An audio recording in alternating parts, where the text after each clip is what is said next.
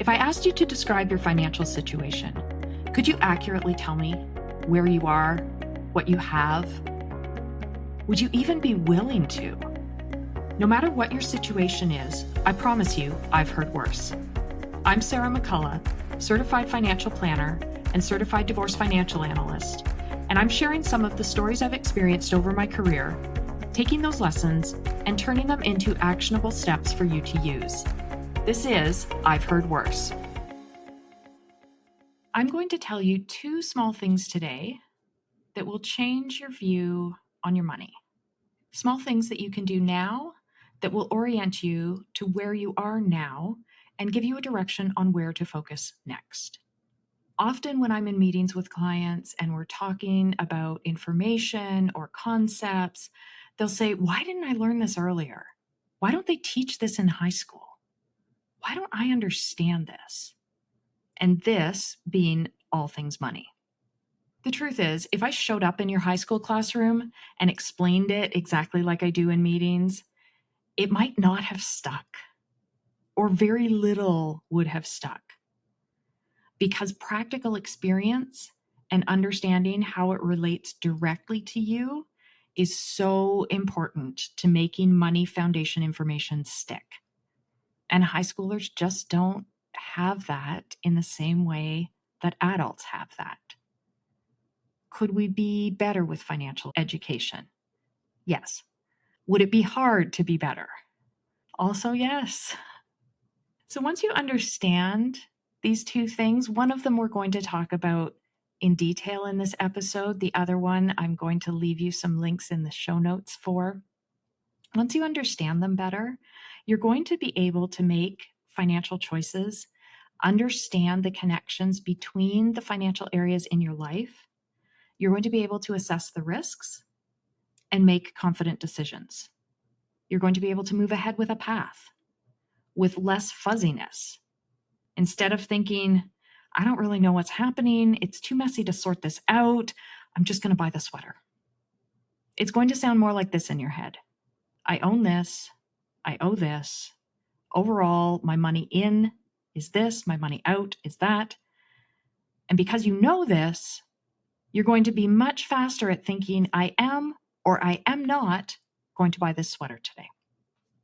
So I'm going to give you two stories to start about why it's important to know your own financial situation, to understand really where are you in this moment. The first story is about somebody who went to the bank, and their goal was to reduce the amount of money that was coming out of their account every month. They are having a cash flow crisis. And the banker's solution that was offered, the banker said, if you convert this line of credit to a mortgage with a lower interest rate, you will save $8,000 a year in interest. And the client thought, great, that would be amazing. I would love that, because cash flow crisis. The client and I had a conversation before this client agreed. I calculated the mortgage payments for her. It's true that this client would have paid $8,000 less in interest. It's also true that this client's mortgage payments would have gone up by $5,400 a year. They're having a cash flow crisis.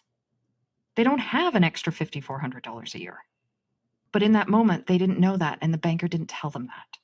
They didn't show them the difference. They just said, you will save $8,000 a year.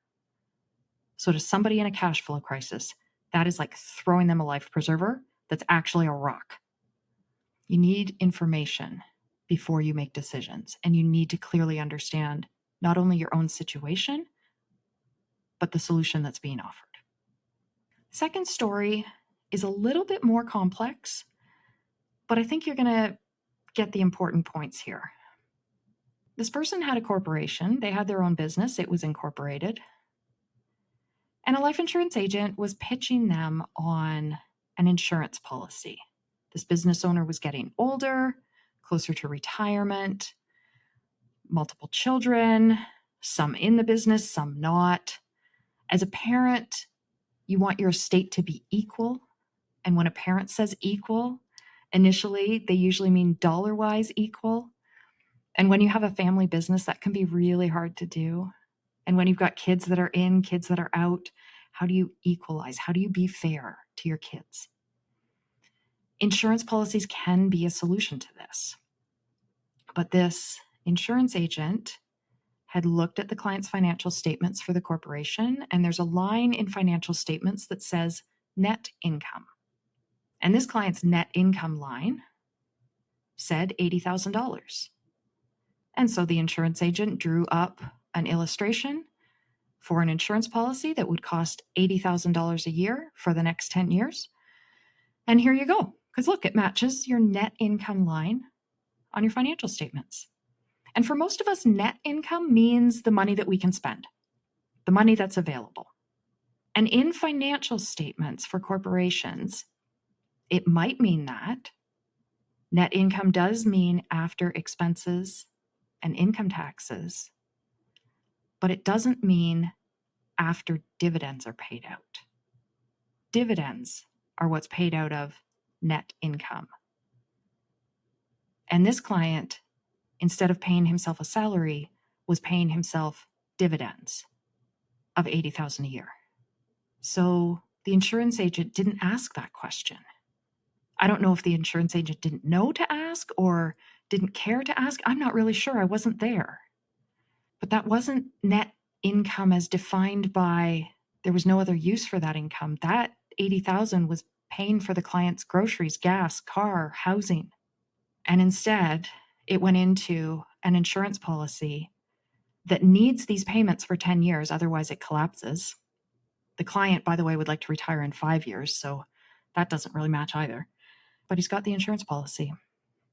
And the life insurance agent got a 5 or low 6-figure commission for that. But I don't know that it leaves the client in a better spot. And I don't know that it did good things for his estate planning. So how do you figure out what you need to know about your own situation so that you don't get tangled up in things that are partially true and wholly not true for you? We're going to start with talking through how do you figure out your own net worth. This is one of 2 foundational pieces of information that you need to have about your own money situation. So your net worth is what you own. It's everything that you own that has value financially, and what do you owe? And the reason I say it's so important, even if it sounds simple, you think, well, of course I know this. You might, but you might just know it in pieces. My experience is we know the pieces. Clients can often tell me what their house is worth, approximately how much they have in their RSP or in another account. They can tell me roughly what they owe, but it's one thing at a time.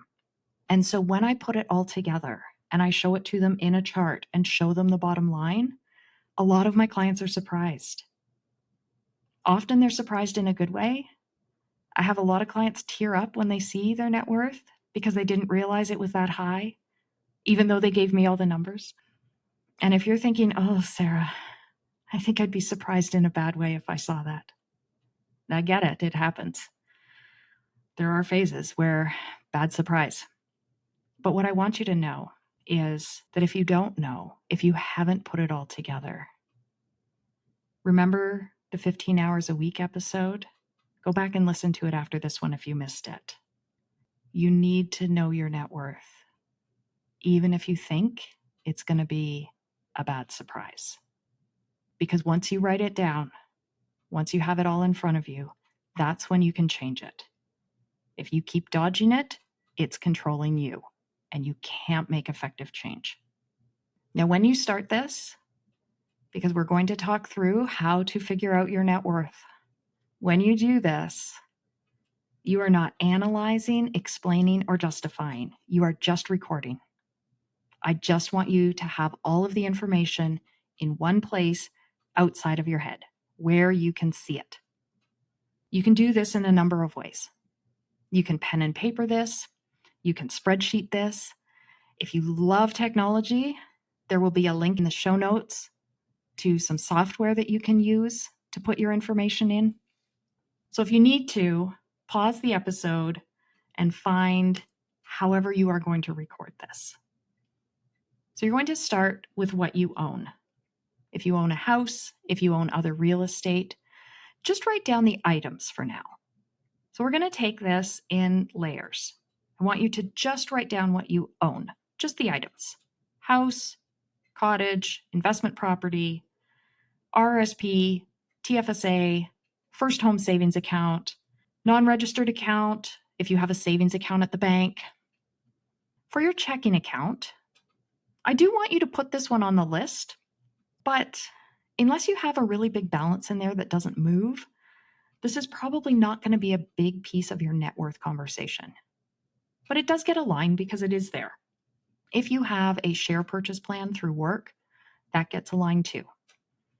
So think about all of the items that you own that have value. Now that you've got those recorded, I want you to think about putting down the values. If it's an account, look up the balance, find a statement. If there's a house on your list, be realistic with the value. February of 2022 values are not going to help you today. So be realistic about this. So now you've got your items, you've got values as of today. Your net worth is just a snapshot in time. That's all it is. And remember, you're not analyzing, explaining, or justifying. You're just recording. Now we're going to write down everything that you owe, all of your debt, mortgage, line of credit, credit cards, car loan payment, any payment plans that you may have for furniture or something like that, student loans, income tax owing, COVID benefit repayments, whatever debt you've got, that's going to go underneath of your assets. So again, just start by listing the items. Then you're going to go look up the statements and find the balances. If you can't find the balances, if you can't remember how to log in to figure out your student loan, if you can't get into the My CRA account, but you're pretty sure you owe tax, if your inner voice just called you irresponsible, tell your inner voice that Sara says it's fine not to know when you're starting. Because you're starting. By definition, you're not going to know. You're not going to be good at this. The other thing that's true, and this is true for both your assets and your debts, when we have systems that store information for us, we don't remember it because it's the system's job to remember it. That's what systems are for. You don't know the actual phone numbers that you stored in your phone anymore. The phone knows. You don't know. That's its job, is to be your extra brain cells. So you're going to get as many values down as you can. The ones that you're missing values, or you can't remember, or you can only find an older statement, put it down and make a note. I could find the statement from December of 2023, but I can't find a more recent one. That's what a client sent me last week. It's not irresponsible. You're starting. This isn't a skill that you have right now. It is a skill that you're building. So now that you've written down everything that you own and everything that you owe, subtract the value of the debts from the value of your assets. That is your net worth. That's your bottom line. So sit with that list and that number for a minute. That's where you're at right now. Don't list the reasons. No analyzing, explaining, or justifying. This is the number that it is today. And now that you know that number, you can change that number effectively. I do want you to review for a few adjustments. If you put your car on there as an asset, I want you to either take it off or put the value in brackets, because cars generally don't appreciate, they depreciate, they cost you money. And this isn't a financial asset that you can use to solve another problem, right? If you have a leak in the roof, you're not going to sell your car to get the money to pay the roof guy. It's not how cars work. So I want you to consider taking the value of your car off your net worth statement. But if you have a car loan, that needs to stay on there as debt. That is real money that you are going to pay back. And it affects your cash flow. which is the second foundational piece of the financial information that you need. So, cars, brackets, or no value? I want to talk for a minute about lines of credit. Lots of people think that a line of credit is not debt. It's debt. It's money that you owe to an institution. People say to me, but it's my equity. It's my money. Sure. Tell that to the bank when they take the payment out. It's not your money. It's the equity in your house that you borrowed against. You are spending your house. And legally, it's registered on your home as a mortgage. It's a flexible mortgage, sure, but it's a mortgage legally. Line of credit is debt. Why is it so important to regularly check in on our net worth and see all of our stuff together? First reason it's important is we lose track. We know the pieces, but we don't put them together, which means we don't celebrate when we could, and we aren't alarmed when there's a problem because we don't know. So we lose track. That's the first reason it's important. The second reason is not knowing contributes to our fuzziness, our confusion about money, our hours of stressing per week. So when you know, you can take that stress away, right? Because that's one thing that you do know. And then you can move on to the next thing that you don't know. The third reason it's important is you can't make choices in your own best interest when you don't know the whole picture. Think back to the two examples I gave you at the beginning. My client, yes, would have saved $8,000 in interest. Her payments would have gone up by $5,400 a year.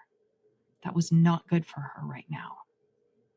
The other person who bought an insurance policy with what was formerly known as the grocery money, I don't know that that was helpful. If he can make the payments, I guess it solves his estate question, but it doesn't solve his how to buy groceries question. So I think there's some financial tangling that's going to happen there, and it's not going to turn out like he was promised. Net worth is really important. It is a big part of your financial picture. I've mentioned a couple of times that cash flow is also important. So cash flow, or money in, money out, is the second foundational piece that we really need to understand. And the two of them, cash flow is the snarlier one. It's the harder one to work out. It's the one that shifts most often. And it does affect your net worth. So you do need to get a handle on this. And I'm going to leave a link to a blog post and a few other resources in the show notes so that you can work on that separately, because otherwise it's a lot for one episode. So this episode, we are just going to focus on how to sort out your net worth, but know that cash flow is up next. It's important, and the two of them are connected in ways that it is impossible to disconnect it. You will often get advice that sounds like it's disconnecting net worth and cash flow. They cannot be disconnected. So let's go back to the title of this episode. Why don't we effectively teach money in high school? This is why. There's nuances that are hard to teach when the person is not in that situation themselves. When I tell you not to put the value of your car on your net worth, you tell that to a teenager, good grief. My middle child in particular loved his first car. Of course he put it on his net worth statement. He did have a great first car, but they don't understand why you would leave it off. As an adult, after making your own car payments, after repairing your own car, paying for your own car insurance, you probably get why you would leave that sucker off. So there's some nuances that are really hard to teach to high school kids. Why is it so hard for adults? Well, because it's not just a pure math exercise. A lot of it is, but it's not fully. And our own experience can interfere with how we are looking at our net worth, how we are interpreting those numbers. So let me give you one that's probably going to feel pretty relatable. This idea of real estate. Well, real estate always goes up. I made money on the last house I sold. So when you see a house with a high mortgage on a net worth statement, you can tell yourself that that mortgage doesn't matter because real estate always goes up. So it'll be fine. It might not be. Because the first thing is real estate doesn't actually always go up, but your experience may have indicated that it does. And so we take that as true all the time. And the other thing is a high mortgage does matter because it's affecting that second foundational piece, cash flow. It's demanding too much of your cash flow possibly, and your net worth will start to suffer because your cash flow is too high. Okay, so that's the interaction. You can't disconnect net worth from cash flow. The other reason it feels complex is that everything's shifting constantly. I said previously, a net worth is just a snapshot in time. Your investment account balance is going to change tomorrow. Your share purchase plan is going to change whenever you buy more shares or whenever you sell shares. Your bank account changes. That's why I suggested leaving your checking account off. So things are shifting, both numerically and your priorities are shifting and your situation is shifting. So this is why it can feel hard to get a grip on it and why it's important to update it at least annually so that you've got kind of an eye on which direction am I going in, how quickly, and is there anything I want to change about the direction or the speed? Let's just go through a couple of things that I just want you to be clear on are dangerous and false statements, and I don't want you getting stuck in them. If you're thinking your income is high, so you don't need to worry about your net worth, that is false.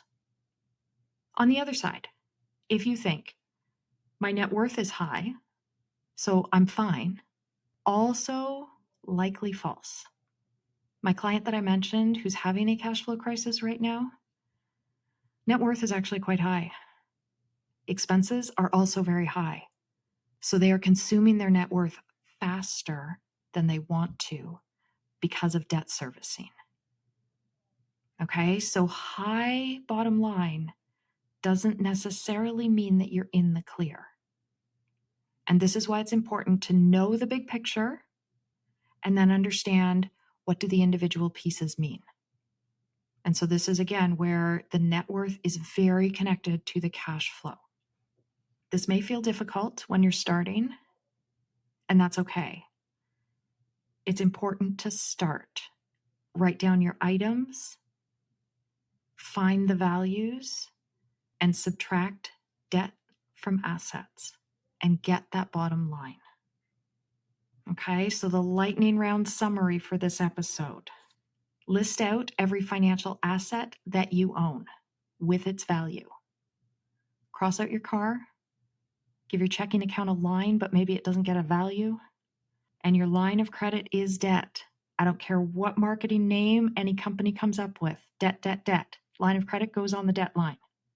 List out your assets, what you own. List out your debts, what you owe. Subtract. Bottom line is your net worth. And remember, no one has enough money that debt is never a problem because net worth and cash flow are connected and you cannot disconnect them. Debt can eat your cash flow and lower your net worth. The other thing that's important to know is if your house is paid off, you can still run out of money. Why? Because if your house is your largest asset or possibly your only asset, you don't have enough cash flow because houses don't provide cash flow. That's not how they work. So it's important to know where you are. It's important to orient yourself in your net worth. That's your first step. And then when you go down another layer, you're going to start looking at what does that mean? And you're going to start looking at your cash flow.